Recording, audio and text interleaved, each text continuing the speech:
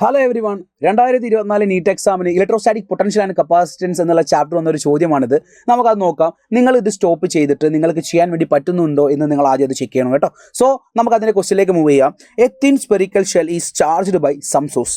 The potential difference between the 2 points C and P shown in the figure. Potential difference between C and P ആണ് ചോദിച്ചിരിക്കുന്നത്. എടാ മക്കളെ, നിങ്ങൾ നോക്കേണ്ട കാര്യത്രയേ ഉള്ളൂ. സി എന്നുള്ള പോയിന്റ് എവിടെയാണ്? സി എന്നുള്ള പോയിന്റ് ആ കണ്ടക്ടിങ് സ്ഫിയറിൻ്റെ അകത്താണ്. പി എന്നുള്ള പോയിന്റ് അതിൻ്റെ സർഫസിലാണ്.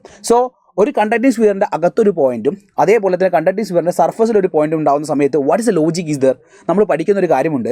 കണ്ടക്ടിങ് സ്ഫിയറിൻ്റെ അകത്തുണ്ടാകുന്ന പൊട്ടൻഷ്യൽ എന്ന് പറയുന്നത് കോൺസ്റ്റൻ്റ് ആണ്. കണ്ടക്ടിങ് സ്ഫിയറിൻ്റെ സർഫസിലെ പൊട്ടൻഷ്യൽ എന്താണോ അത് തന്നെയാണ് കണ്ടക്ടിങ് സ്ഫിയറിൻ്റെ ഇൻസൈഡ് ഉണ്ടാകുന്ന പൊട്ടൻഷ്യലും എന്ന് നമ്മൾ പഠിക്കുന്നുണ്ട്. സോ സർഫസിലെ പൊട്ടൻഷ്യൽ നിങ്ങൾ വി എന്ന് എടുക്കുകയാണെങ്കിൽ ഈ സി എന്നുള്ള പോയിന്റിലെ പൊട്ടൻഷ്യലും വി ആയിരിക്കും. സോ ഈ രണ്ട് പൊട്ടൻഷ്യലുകളുടെയും ഡിഫറൻസ് എന്ന് പറഞ്ഞാൽ വി മൈനസ് വി, അത് ആൻസർ ഈസ് 0 ആയിരിക്കും. സോ മക്കളെ, ഓരോ ചാപ്റ്ററിൽ നിന്നും വന്ന ചോദ്യങ്ങൾ നിങ്ങൾ മനസ്സിലാക്കി പഠിക്കുക. നമ്മൾ പഠിക്കുന്നത് തന്നെയാണ് കറക്റ്റ് വേ എന്നുള്ള കാര്യം മനസ്സിലാക്കുക. All the very best. By.